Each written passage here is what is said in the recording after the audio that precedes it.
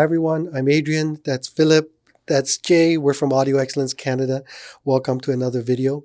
Today we're going to talk about the Naim Nait 5 versus the Hegel H90. We've done previous videos where we've compared various integrated amplifiers to each other, and we thought, let's compare it with the Naim. It happens to be one of my favorite integrated amplifiers.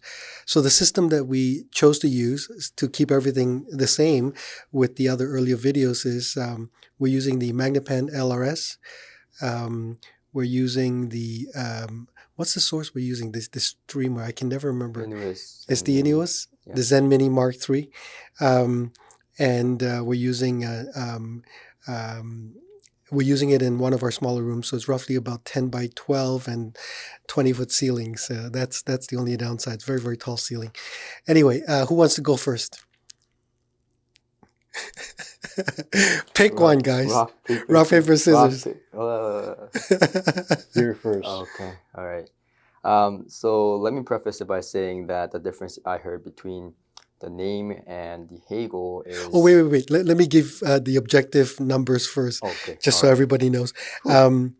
The Naim Nait 5 SI in Canada sells for $2,500. The Hegel H90 is $2,200. Both are rated at 60 watts per channel into 8 ohms. Both have home theater bypass, which is a great feature.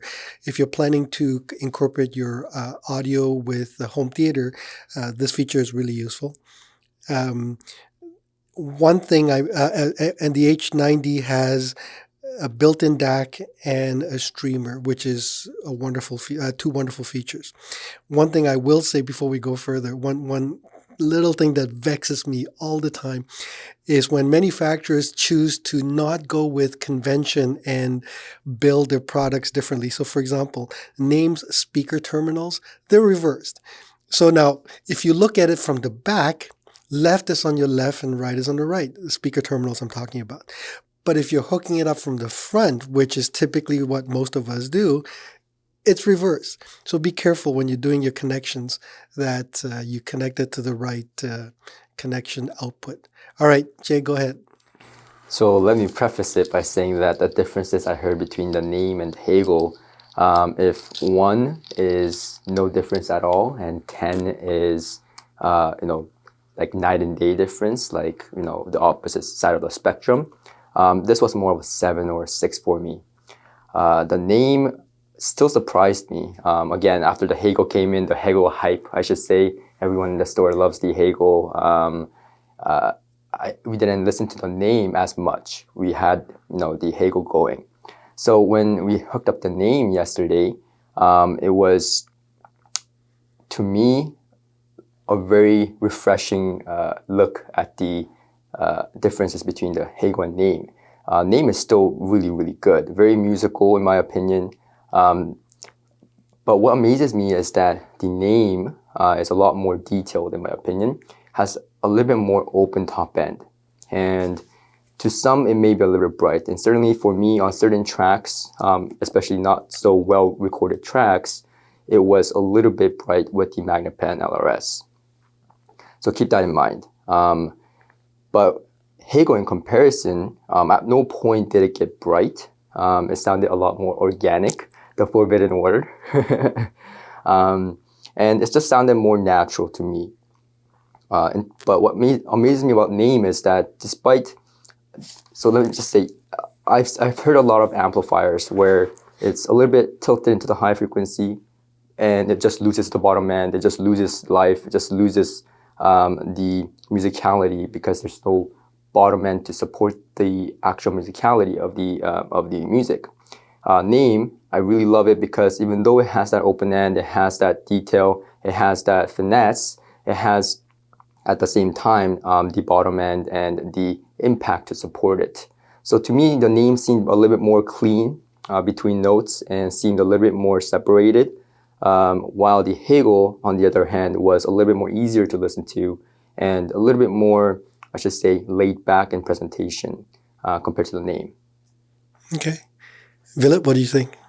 So, I have questions for you. You have questions for me? Yeah, I have questions for you. Okay, sure. Which one did you find grippier? I found the Hegel to be grippier. So, that's something I missed, yes. So I was actually playing the forbidden song again, Limit to Your Love by James Blake, and Madness by Muse. These are tracks that go down very deep. At one point I played Hot Spade, which is not exactly a good track to play on the Magnepans, because if you play loud enough, the panels will actually rattle. I played these tracks, and what I found was that the Hegel was a lot more grippier, like, a lot more. I don't want to say more focused, but a little bit more tight, a little bit more grouped in a way. Whereas the name was a little bit weak on that section of things. Aha. Interesting. Interesting. Did you find something else different? Well, the presentations between the two amplifiers are like night and day, kind of different. Yeah. I mean, it is like a 7 or 8. Not that either one are, not musical. They're both very musical in a way that anybody can appreciate. You do notice that with the name that it is really about the pacing, rhythm, and timing. That's a very important aspect of what the name does. And I believe that that's why you were hearing more of this kind of mid-range clarity and more high-frequency extension. It really defines that forward edge of whatever the sound is to give it that kind of like instant impact and presence that a lot of other amplifiers don't have. So the question I asked you about the bass was because originally when we tried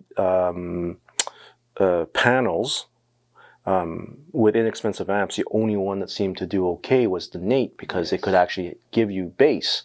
Yes. But in comparison to the Hegel, and what the Hegel does really well, even the H90, is that it's very controlled and deep in the bass extension, which allows the LRS, for instance, to play right down to what it's rated to do, which is about 50 hertz or so. And you could actually really hear it. I find the major difference between the two amplifiers in its presentation is that the Hegel, as you said, is kind of like a little bit more down to earth, okay? Yeah. Down to earth. Organic, okay. But what it has is like, because the blacks are so black with the Hegel, the background is very, very, very quiet. It doesn't seem to have a kind of like aliveness or a haze that some amplifiers have, which we, it's like a haze, but it's like a distortion. And it's like when you have a hum in the background at a live venue. It's a little bit like that. It's a little tiny bit, but it causes, kind of a thickness to the sound in the bottom end. And the Hegel definitely does not have that. It has way more clarity in, below, I would say, 200 to 300 hertz. And so when you listen to music, despite the fact that perhaps the Hegel is not as much of an amplifier as the name is, because the name is basically just an amplifier with switching and a volume control, because the Hegel has the DAC with it. So it's slanted a little bit differently. In its presentation, when you listen to the Hegel, it has this kind of black background, and then things fit inside of that. And you're drawn into the music a little bit more, and it's a little bit more relaxed. With the name, it's a much more immediate presentation, and it doesn't matter what kind of music you play with it, especially, well, if you're doing pop music or rock or anything like that. I found anything with big drums in it, it was just more exciting. Yes. It was just way more exciting. Yes, to add on to that, there was a certain track that I played on both amplifiers over and over again, because I was just so intrigued by it. And it's I Can't Stand Still by Don Henley. This track is very exciting. This is something that I used to play in the morning. It was my alarm. And it would go off, and I would just get up and just like, dun, dun, dun, dun, dun, dun. And then, anyways, on the Hegel, it was a more laid-back sound. It was still exciting, still engaging, but it was more laid-back. It was as if I was listening to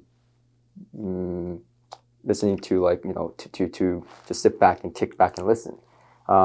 When the name, I was engaged. I was totally engaged. I was tapping my foot. It was like, the Well, that's what it does. It was more exciting. There was a lot more finesse. So I really liked that about the name. So really, at the end of the day, I was asking myself, which one do I prefer? And I don't know. Like, I really don't have a solid answer for this one. Yeah, because I really like the laid-back presentation of the Hegel, but with all the tracks that I've played back and forth, on certain tracks, like the vocals, for example, female vocals, I definitely prefer the Hegel. I'm still all in on the Hegel, so I have no qualms about recommending the H90 to anybody, but obviously the Nait 5 SI is still really, really, really good. Yeah. So you can't go wrong with either one. Oh yes, and the drums, oh my god, the drums on the name was fantastic. I think it's called Intro to Drums by someone. We'll link in the description. It's like this open sound with the drums just hitting you, and it's on the Hegel, you don't get that with the name. Like, you literally get almost the feeling that your chest is hurting. So that was which is hard to do with a pair of LRSs. Yeah. And it's interesting because drums actually have very different frequency ranges. It's not just one. Right. It's not just a one note thing. It has harmonics that are much higher. And it's not like a saxophone or clarinet where it has a specific range. Narrow range. Yeah, narrow range. It has, like a snare, the tom, it has different ranges. So, and even within that range, I can tell that the Hegel was more focused towards the bottom of the range, whereas the name was focused towards the top end of it. So there was a lot more, like you said, more excitement in the bass. Well, it's all about that leading edge, right? So there is very much an emphasis on that part of the what part of the Pratt would that be, Adrian? For name? Yeah. So to do that kind of excitement, it's all the way through the frequency response. It's just that the leading edges, as you were saying, they're able to start and stop so well. It's one of the things that name has always done very, very well. Yeah. Oh yeah, it's faster. It's more snappy. But it's not just faster. I mean, there are all kinds of products out there. If you remember Metaxas all those years ago, Spectral, there are products that have incredible speed, but not necessarily with the same kind of finesse that, so Metaxas is an example. I used to sell Metaxas many, many years ago. I've owned a number of Metaxas products. Incredibly fast. But in that speed, there's no finesse. There's no richness or body that the name has. And the name is able to start and stop very, very quickly. So it's got the saying Pratt, pace, rhythm, and timing. It does that really well.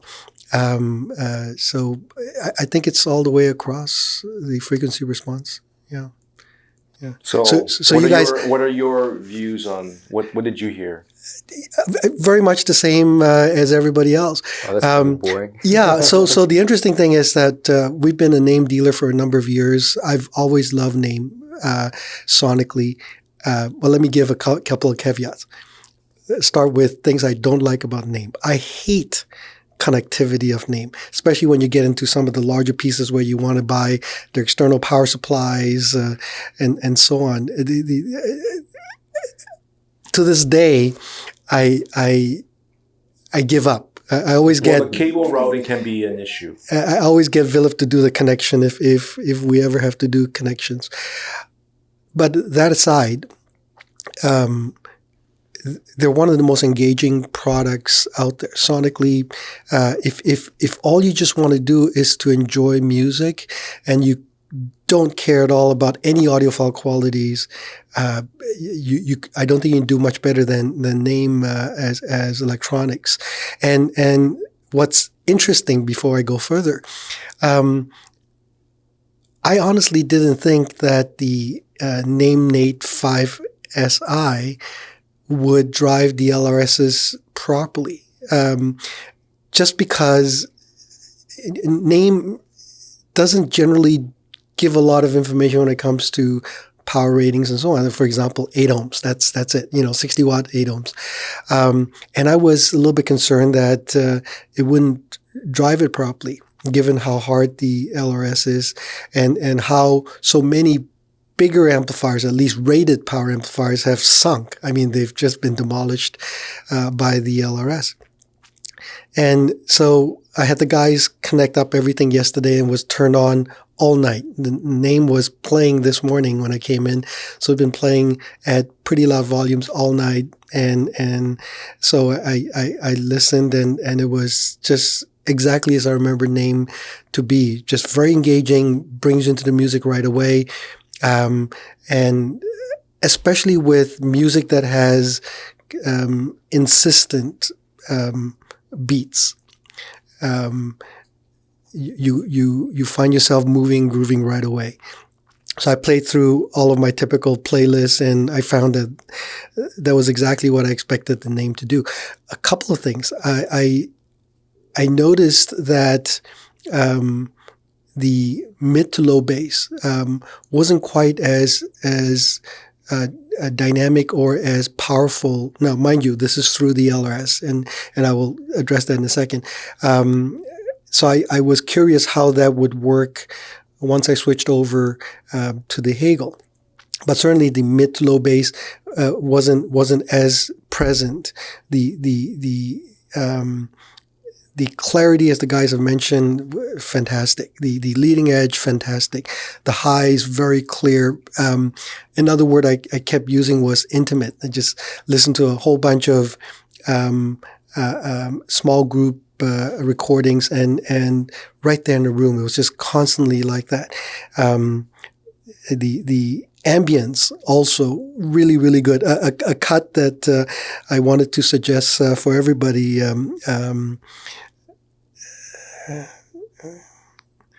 I should highlight these things. Kebmo every morning. That's one that's very, very good.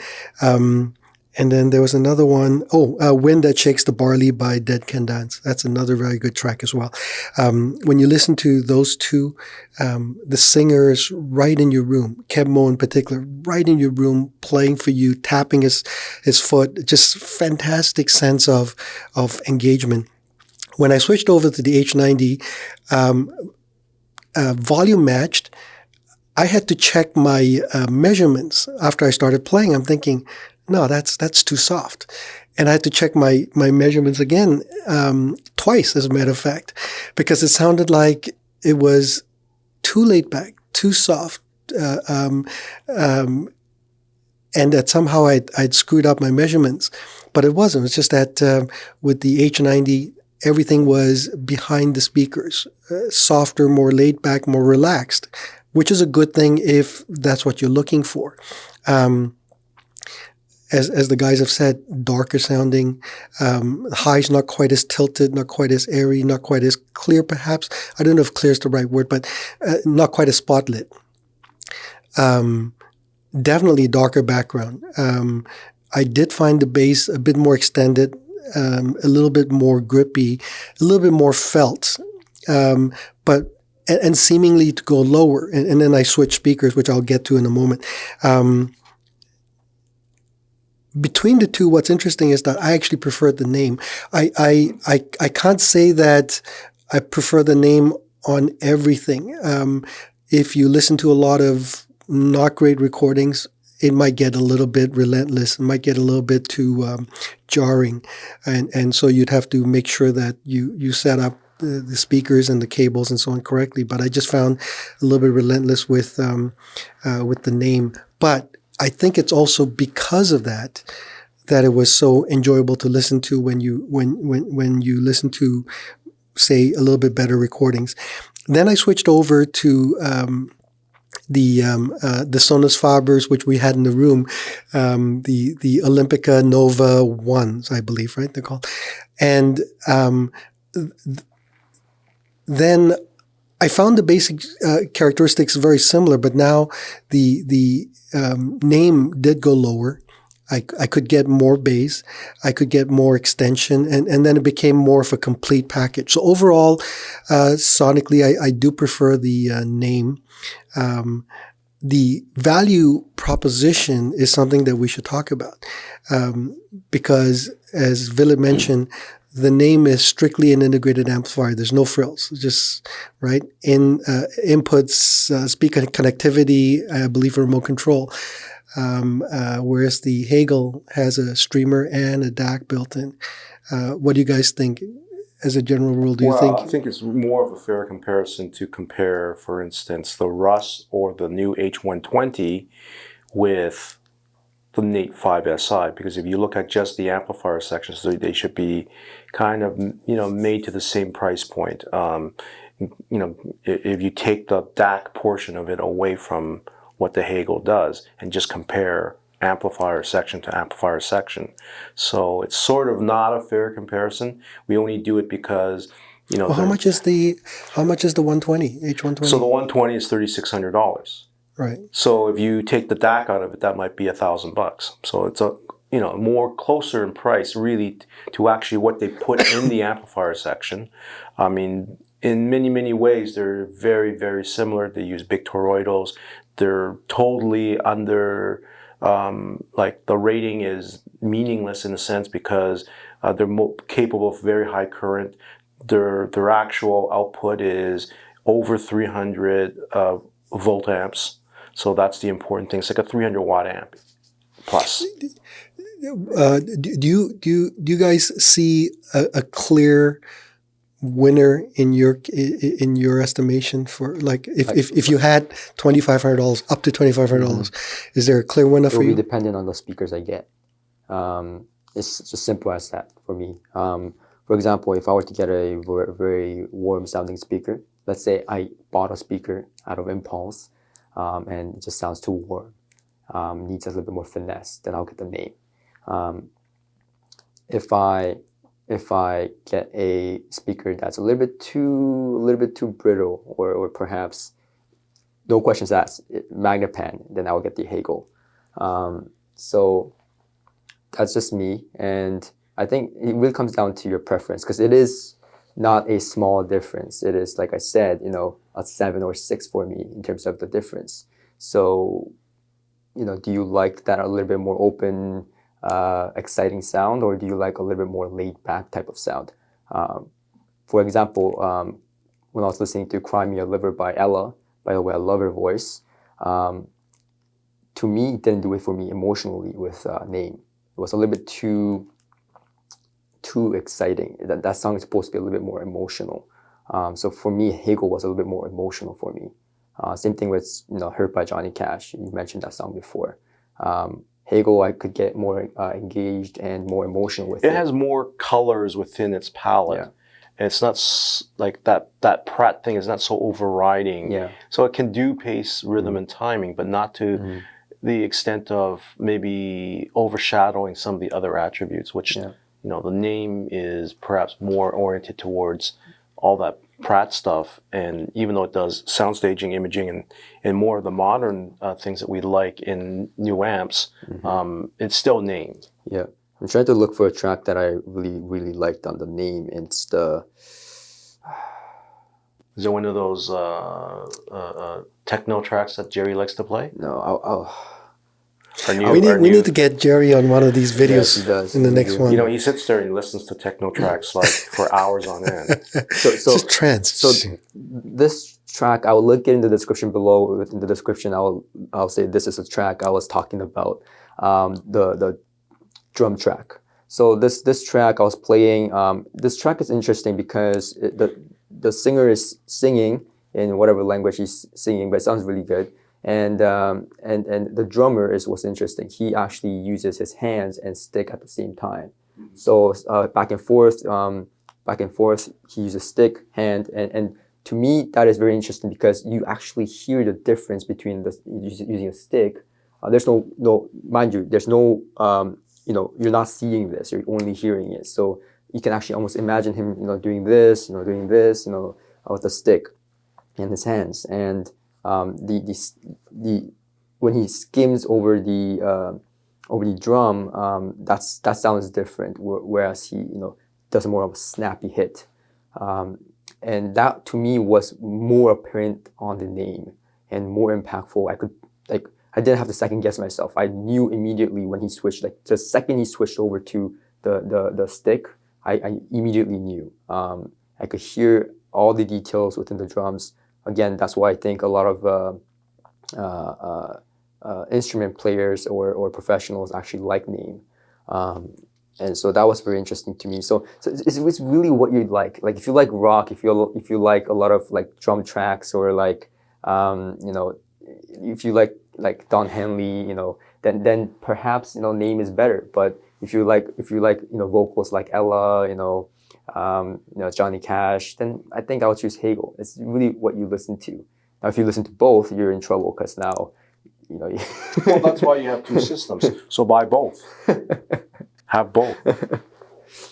You know what's interesting? We've done a bunch of comparisons to date, right? With Hegel, PS Audio, and so on. I think the consensus is that with the PS Audio and with the Parasound, I think everyone preferred the Hegel. But with Name, it's more of a significant toss-up, and a toss-up in a good way, because it very much depends now on what you like sonically and what speakers you end up pairing with. Whereas before, I think even though we said the same thing in terms of depending on what you like, we all knew what we would buy. This is one situation where I don't know that it's that clear. Yeah, Name does things that it does so well that it's really hard to say that I would choose Hegel 100% of the time over the Name. Philip, what you were about to say something? Well, let's. Oh, wait a minute. That's right. You demurred. You actually prefer the Hegel. I do defer. I do like. I would buy the Hegel, and in specific reference to the LRS, I think that's a great combination. I think that truly works especially for the way I like to hear music, what I look for, and then once I have that, I just forget about it. I don't really think about, well, this is this kind of gear and so forth. It just works for me. But all at the same time, you cannot go wrong with Name gear. So that's all there is to it. And with different speakers, as Jay has alluded to, with dynamic speakers, for instance, there's less of a difference. And it's even more of a toss-up, really. Again, it's just all personal preference, right? Because the differences are much smaller. For instance, when you listen to the Olympica Nova 1s, that's a really fantastic speaker. It's much more expensive. It's 10 times more expensive than the LRS. And, almost anything you put on it's going to sound fabulous. And the differences between those two amps on that speaker is very small, in my opinion, for all the core things that we like. And it has not as many apparent weaknesses either. So the speaker will make a great deal of difference. It's just that in this one particular case with the LRS, which is such a unique product, it's a unicorn, and for me that would be the LRS, just because I want to connect emotionally. I want to connect with the entirety of it. I want to be drawn into the presentation that it makes. I don't want to have it coming at me, which is a little bit of what the Name does, more so than most other amplifiers. So I've owned many Name pieces in the past, and I like it. I really like it, but I always go back to something that's a bit more relaxed in a sense. Kick back. Yeah, I'm a tube guy, so the Hegel, of course, is going to appeal to be a bit better, even though the bass response is quite different from what a classic tube system will do. But the overall kind of appeal of it is somewhat similar in the effect that it has on you as a participant in, this process. Okay. Well, one last thing. Have any of you, so this is to throw a little monkey in a wrench, so to speak. Is that the phrase? To throw a wrench in the works. Has any of you monkey in the wrench. Has any of you ever shut down the Hegel H90? Shut down? Mm-hmm. Yes. Me too. Because I was playing the LRS so loud, but it doesn't really get louder. It just gets but the Hegel's working really hard. And I did talk to our distributor, Richard, and he did mention that's one of the one of the little issues with it. Yeah, so I've shut down the H90 twice now. Both times I didn't think I was playing it that loud. What did you have it set at? What was the number? I don't remember, but you know, I typically match everything at 80 dB from in terms of the distance. So I'm typically sitting about 7-8 feet away from the speakers, and then I leave the volume alone. I don't touch it. And in both cases, I was using the system in two different rooms. One is the larger theater room, as we call it, and then the other one in the smaller room. And in both cases, the H90 shut down after playing for about 40 minutes or so, with breaks in between. Whereas interestingly enough, the Naim never shut down. And that's why I was very impressed this morning when I was able to play extended periods of time with the Naim at pretty high volumes. And that may be the reason why I'm sort of kicking my vote over to the Naim, with all of the respect and admiration I have for the Hegel. I just don't want a scenario where I'm enjoying my music and right in the middle of it, it shuts off. And of course that might be the reason to stretch the budget to something like the H120, if that is in the cards for you. But anyway, that's my take of it. Yeah. Any last words? Oh, I hate the fact that Naim actually doesn't have a lot of play with the volume control. You go from here to here and it's splitting loud. Like there's no control. Kind of opposite with Hegel. Hegel, you have to go to like 80. It's like you have to go to like 80. Right. So it really doesn't start until it goes from 0 to 100 rate basically, and then you have to have it all the way up to past 40 or 50 before it really gets, there's any kind of volume. Yeah. But I like the fact that Hegel actually has like numbers, and that I can see that goes like 81, 82, 83. Like it goes like a little bit louder. Like the Naim is. You understand that the Naim though has a motorized, actual mechanical analog pot. Yes, I know, and it just. So. It's not any sort of like it's not an electronic device. It's a physical device. Yeah. Analog. Well, that's one of the reasons why it sounds good. Because they do that properly. Yeah. So basically, what they're saying is that the volume adjustments on the Naim are very gross. Gross, not in a bad way, like negative, but gross in terms of large. So when you adjust the volume, a tiny nudge, and suddenly the volume gets much louder, and so there's no fine adjustments easily done. So just that is something to be aware of. Okay, I think One last thing. Yeah. You mentioned the binding post. Yes. Being in the Bananas only. Bananas only. Yes. With Naim. It's a one-way binding post. Right. Not even a post. It's a receptacle. Only with Naim. Only with Naim. Crazy. Yes. Yeah, and that's something to be aware of. If you do are considering Naim, be aware that your speaker wires need to be bananas on the amp side. Oh, one last thing. Speaking of that. Naim highly recommends their type of speaker wires, as opposed to using somebody else's speaker wires. We happen to use Nordos, but as a general rule, Naim highly recommends that you use their speaker wires. Apparently, there are electrical reasons why it creates some sort of about capacitance. It expects to see a certain kind of load, and certain cut cables don't have that kind of load, and it doesn't react well. Yeah, especially the vintage stuff. Yeah, it's called the Zobel network. See how I pull these things out of my head? Oh, there you go. I can't remember what I ate this morning, but I remember this stuff. All right. Is there anything else? If not, this has gone way too long as usual. We promise the next time to only have a 3-second video. That's right. 3 seconds. If you like this video, please subscribe, turn on notifications, and share it. It's one of the ways that we can get the word out to new, younger, budding music lovers / audiophiles. And so please share. And if you have any comments, feedback, you're always welcome to either email us directly or leave them below. And in the description box, we'll fill in some more details about some of the music that we used and things like that. Again, I'm Adrian, Philip, Jay, signing off. Take care. Bye-bye.